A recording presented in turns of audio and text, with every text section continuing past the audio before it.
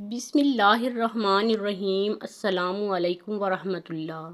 ناظرین، آج کی ویڈیو میں ہم بات کریں گے کہ سورہ توبہ کے آغاز میں بسم اللہ کیوں نہیں پڑھی جاتی، اس کے پیچھے کون سا خفیہ راز ہے۔ لیکن اس سے پہلے مختصراً سورہ توبہ کے بارے میں سماعت فرمائیں۔ سورہ توبہ فتح مکہ کے بعد نازل ہوئی تھی۔ عرب کے بہت سے قبائل اس انتظار میں تھے کہ حضرت صلی اللہ علیہ وآلہ وسلم کے ساتھ کفار قریش کی جنگ کا انجام کیا ہوتا ہے۔ جب قریش نے حدیبیہ والا معاہدہ توڑ دیا تو حضرت صلی اللہ علیہ وآلہ وسلم نے مکہ مکرمہ پر حملہ کیا اور کسی خاص خون ریزی کے بغیر اسے فتح کر لیا۔ اس موقع پر کفار کی کمر ٹوٹ چکی تھی، البتہ آخری تدبیر کے طور پر قبیلہ ہوازن نے ایک بڑا لشکر مسلمانوں سے مقابلے کے لیے جمع کیا، جس سے حنین کی وادی میں آخری بڑی جنگ ہوئی اور شروع میں معمولی ہزیمت کے بعد مسلمانوں کو اس میں بھی فتح ہوئی۔ اس جنگ کے بعض واقعات بھی اس صورت میں بیان ہوئے ہیں۔ اب عرب کے جو قبائل قریش کی وجہ سے اسلام قبول کرنے سے ڈرتے تھے یا ان کی جنگوں کے آخری انجام کے منتظر تھے، ان کے دل سے اسلام کے خلاف ہر رکاوٹ دور ہو گئی اور وہ جوک در جوک مدینہ منورہ آ کر مسلمان ہوئے، اور اسی طرح جزیرہ عرب کے بیشتر علاقے پر اسلام کا پرچم لہرانے لگا۔ اس موقع پر اللہ تعالیٰ کی طرف سے جزیرہ عرب کو اسلام اور مسلمانوں کا بنیادی مرکز قرار دے دیا گیا۔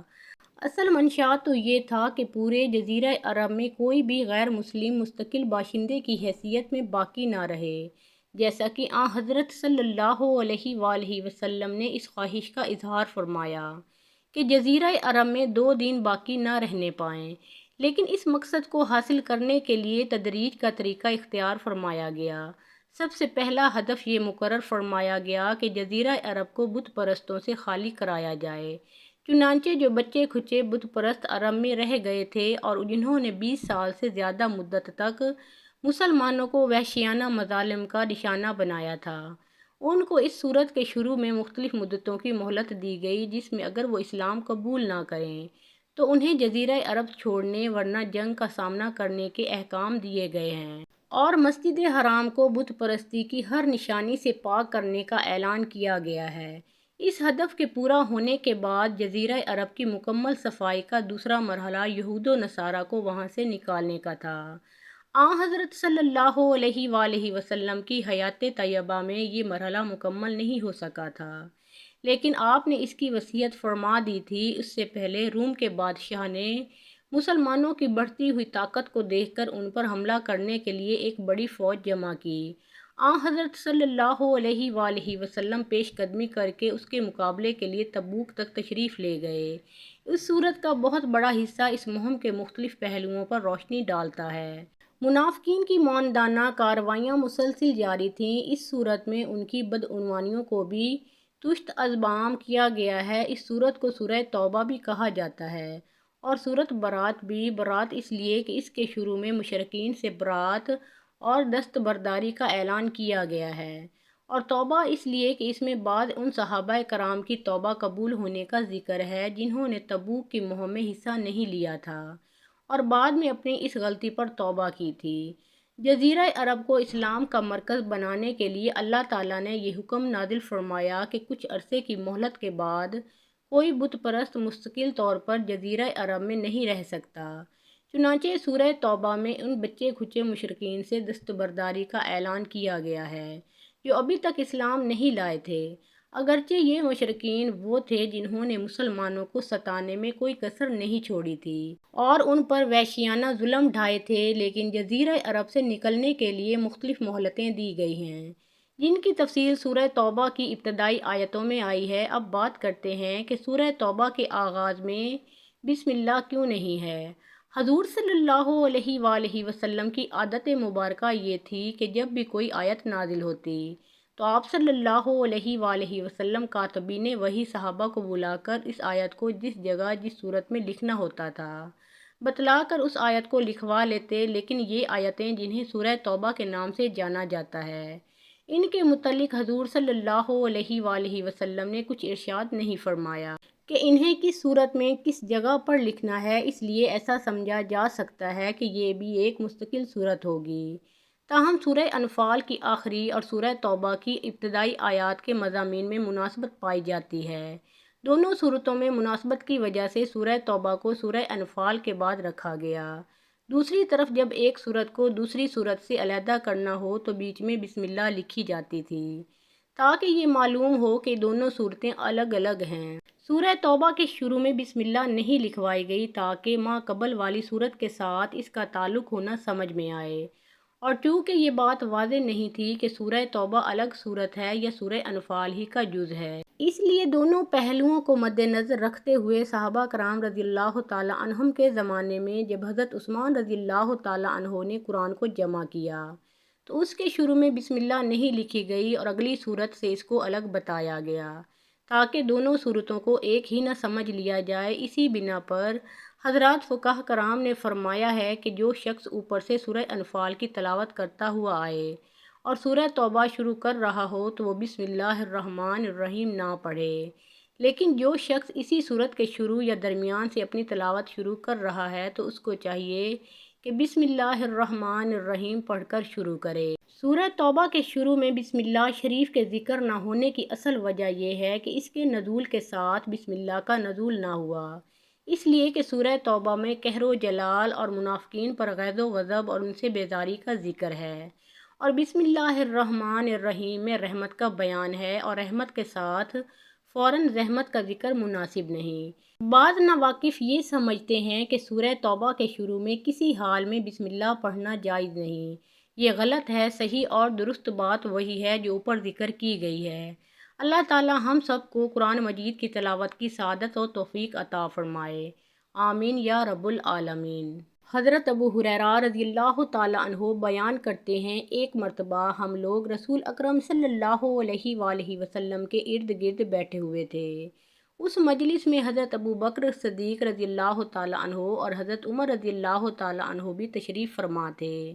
اتنے میں رسول اکرم صلی اللہ علیہ وآلہ وسلم مجلس سے اٹھ کر چلے گئے اور واپسی میں بڑی تاخیر کر دی۔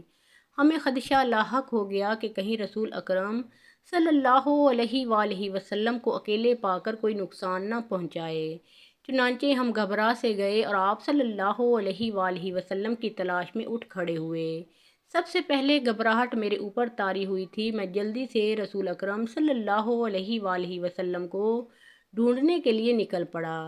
انصار کے قبیلہ بنو نجار کے ایک باغ کے قریب پہنچ کر میں نے اس کا دروازہ ڈھونڈنا شروع کیا تاکہ اس میں داخل ہو کر آپ صلی اللہ علیہ وآلہ وسلم کو تلاش کر سکوں، مگر مجھے کوئی دروازہ نہیں مل سکا۔ اچانک میری نگاہ ایک نالی پر پڑی جو باہر کنویں سے باغ میں گئی ہوئی تھی، چنانچہ میں لومڑی کی طرح سمیٹ کر نالی کے راستے سے باغ کے اندر گھس گیا۔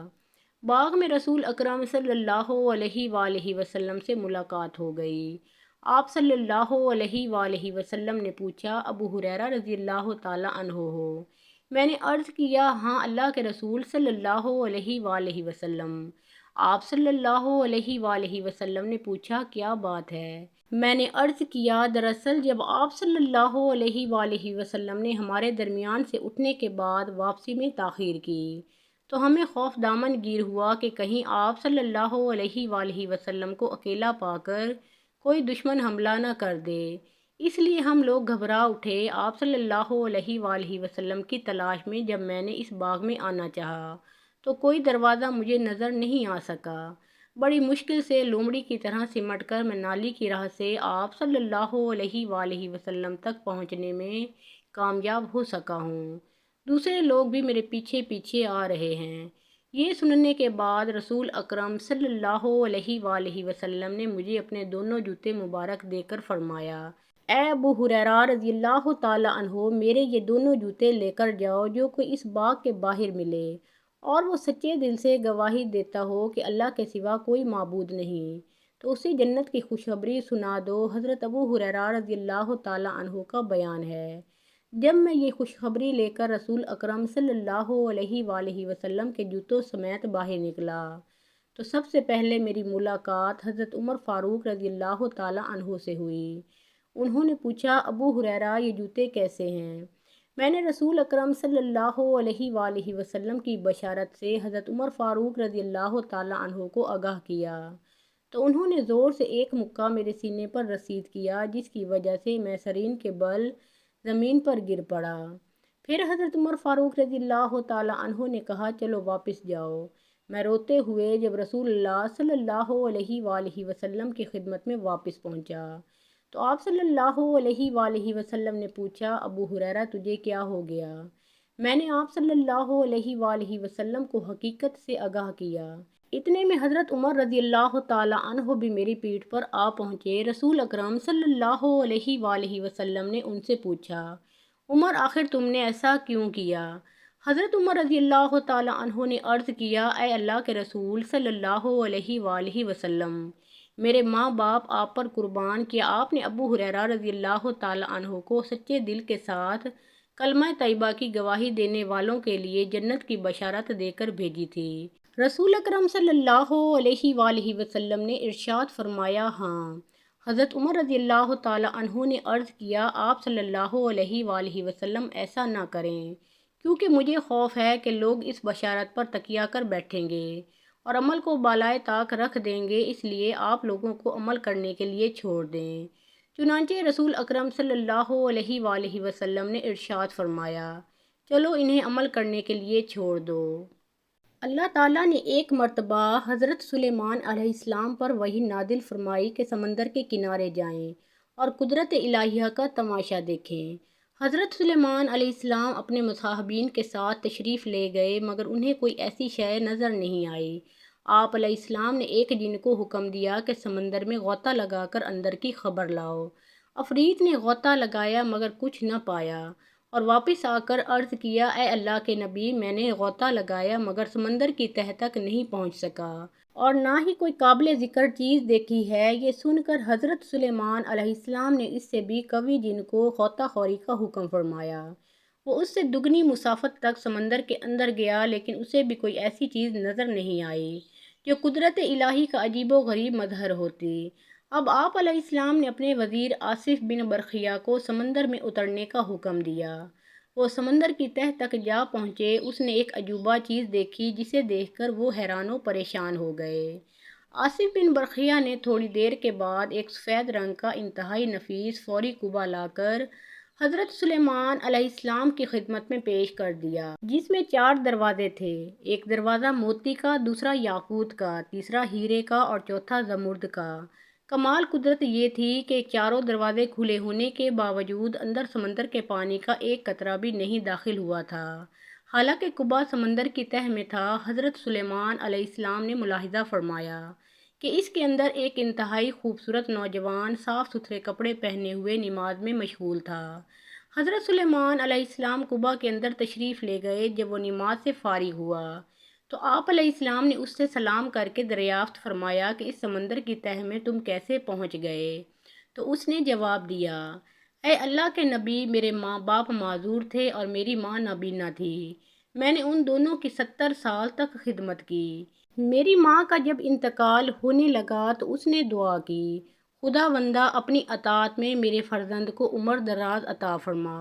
اسی طرح جب میرے باپ کا وصال ہونے لگا تو انہوں نے دعا کی، اے پروردگار، میرے بیٹے کو ایسی جگہ عبادت میں لگا جہاں شیطان کا عمل دخل نہ ہو سکے۔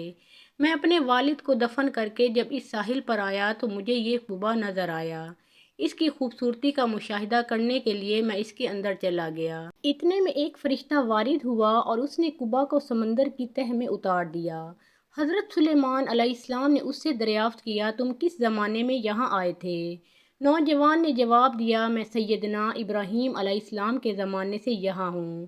حضرت سلیمان علیہ السلام نے جان لیا کہ اسے 2000 سال ہو گئے ہیں، مگر وہ اب تک بالکل جوان ہے اور اس کا بال بھی سفید نہیں ہوا ہے۔